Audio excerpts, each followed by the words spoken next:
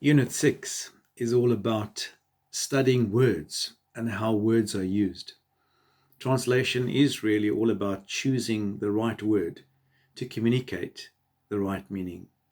So we had a wonderful tongue twister that we were given in our early days as in our training was words don't have meaning, meaning has words. So if you remember that, meaning is all important. We to refer to the same thing, we use words from different languages. So it's the thing that's being talked about, or another word for that is the referent. What are we talking about? I'm just going to give you a quick example, like the word synagogue.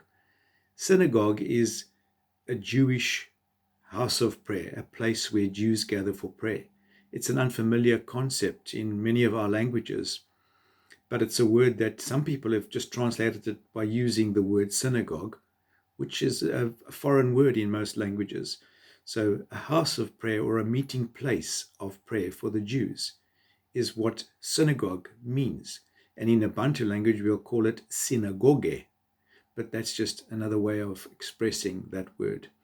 So words are fascinating, and linguists are called devious because they keep playing with words. But I want us to just look at words. Do you know that words from one language to another do not always match? And a word gets its meaning from the context in which it is used. Just a simple example in English is the word nail. Either this is a fingernail, or you can use the same word nail to hit a sharp metal object into a piece of wood. That is called nail, depending on the context in which it's used. Spelt the same way and even said the same way. So words from one language to another do not match. And another very good example, as we work through Barnwell's chapters 21 to 25, you will see many different words from the Greek language that do not match with English. And a good example is the word flesh. The Greek word is sarx. And in literal translations, they'll just use the word flesh every time the word sarx appears. But actually, sarx has many different meanings in different contexts. And just a basic example, the word flesh is what we would use as a body. The meat of an animal is called the flesh. But flesh in the Greek word also can mean people. People are flesh and blood.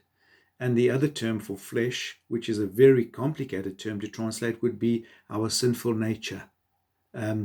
And that is something which is quite tricky to translate in many languages. So meaning is all important. And are we conveying the correct meaning in our translation? We're not just translating words, we're translating meaning according to the context in which the words are used. So meaning, it's good to study words and how words of a similar semantic domain or area, how they are differentiated. For example, river, stream, pond, how do they differ from each other? And that's an important aspect in studying the meaning of words. Another very fascinating aspect is how to translate unknown ideas. In the Bible, because of the different geography and culture, we even get different animals that we don't know. The word camel might not be familiar to many people, so we would use a general term to introduce that, like an animal called camel. Sometimes we can use a descriptive phrase, like the one I used earlier on. The synagogue is the house of prayer for the Jews. And then we can also use specific words. For example, in Genesis, where it says that God made two greater lights. The greater light was the sun, and the lesser light was the moon. So these are different ways that we can use even a more specific word. Like some languages don't have the word for reptile, but we can say snakes and lizards, or creatures that crawl on the ground. So these are ways that we can use descriptive phrases to translate unknown ideas or using more specific terms. And then the other big section in Barnwell is key biblical terms. Words like temple, synagogue, and tabernacle. How would we translate those?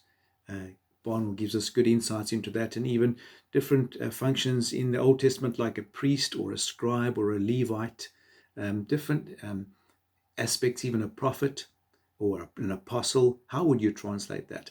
So these are things that you will explore. And just in the last chapter in this unit, is exploring the supernatural world. I've just got a quick example in our Sena language, which I worked on in Malawi.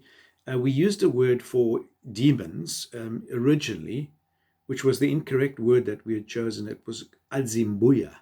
And that word is actually referring to an African culture of ancestor worship. And that Adzimbuya does appear like a demon in the Bible, but we rather had to use a more general word called evil spirit, so that we weren't misleading people in terms of the biblical culture and the Sena culture. So it's important to study our culture and make sure that we're conveying the correct meaning of the words that we choose.